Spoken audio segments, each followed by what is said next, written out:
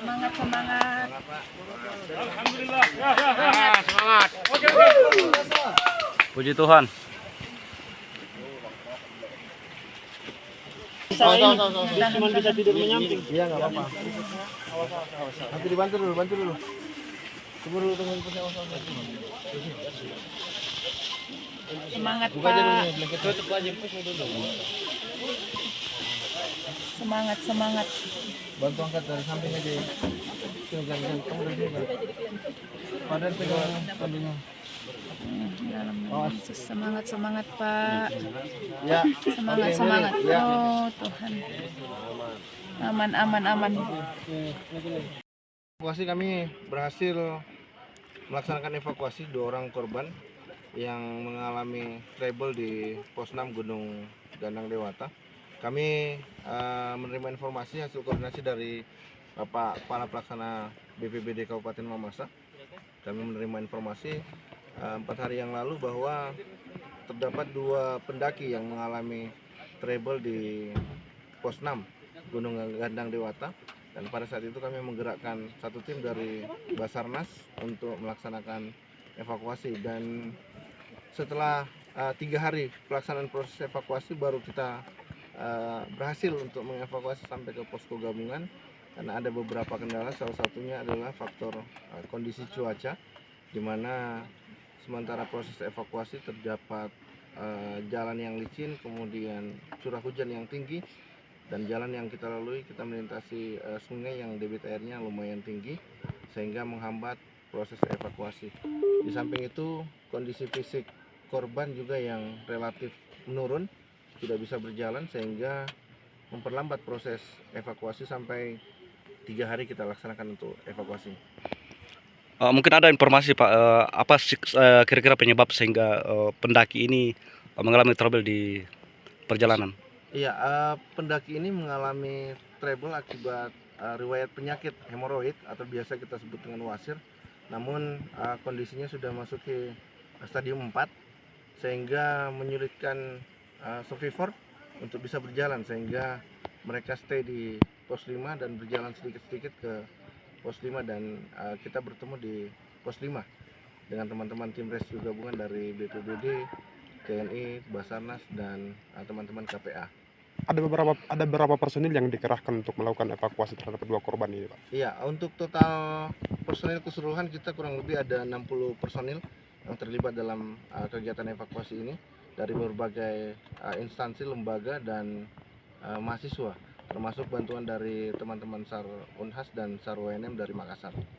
Kalau kondisi korban setelah sampai di pos utama, Pak, kira-kira seperti apa saat ini, Pak? Ya, Pak Kal, silakan. Baik, terima kasih. Jadi kondisi korban saat ini kami tidak bisa menyampaikan sebenarnya karena ini harus merupakan hasil asesmen dari pihak kesehatan, sehingga setibanya di posko SAR gabungan ini kami langsung rekomendasi untuk dibawa ke rumah sakit terdekat untuk dapat segera mendapat pelayanan dan assessment dari rumah sakit. Tetapi sebagaimana yang teman-teman sekalian lihat, bahwa yang bersangkutan telah mendapat perawatan medis darurat selama proses evakuasi di sepanjang jalur penyelamatan ini, sehingga yang bersangkutan berhasil tanpa ditandu sampai ke kendaraan ambulans.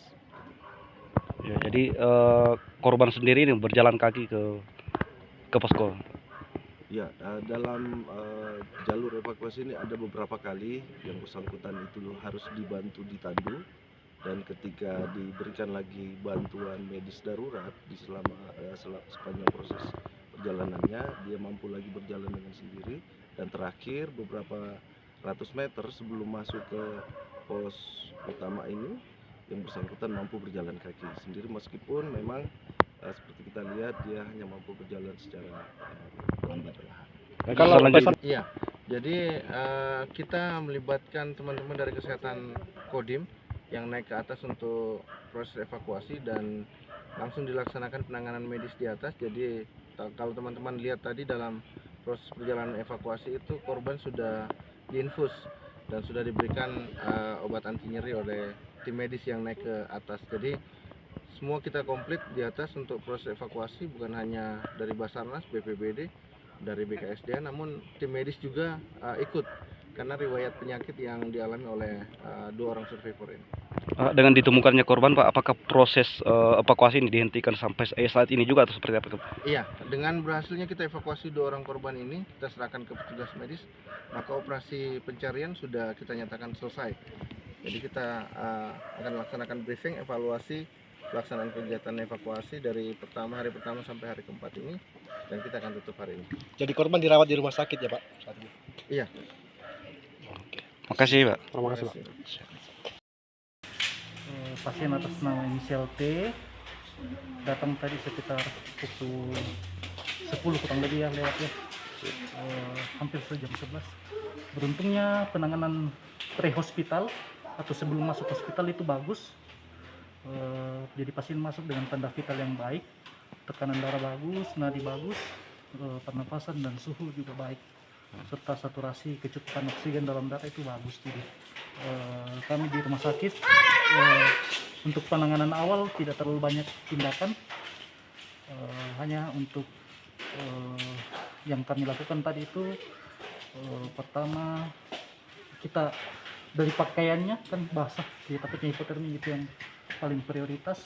Karena tanda vital sudah stabil, kami sudah lanjut ke secondary assessment dan penanganan sekunder.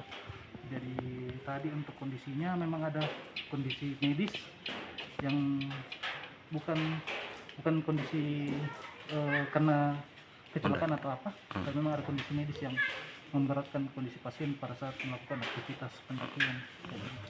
Jadi tapi secara umum dia kesehatannya? Ya, secara fisik, secara umum kondisi vitalnya stabil dan sudah mendapatkan perawatan penanganan awal.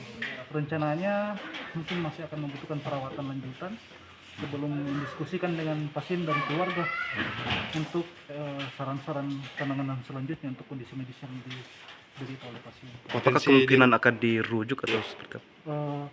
Untuk tindakannya, untuk kalau rujukan setelah berdiskusi dengan pasien, tidak perlu untuk rujukan cito istilahnya, dari rujukan urgen, jadi bisa melalui rujukan rawat jalan sebenarnya. Hanya kan nanti karena domisilinya beliau di Makassar, jadi rencana akan berangkat sendiri ke Makassar seperti itu setelah selesai perawatan. Terima kasih. Atas nama siapa? Ya, Dokter Dian. Sekian ya. Terima kasih.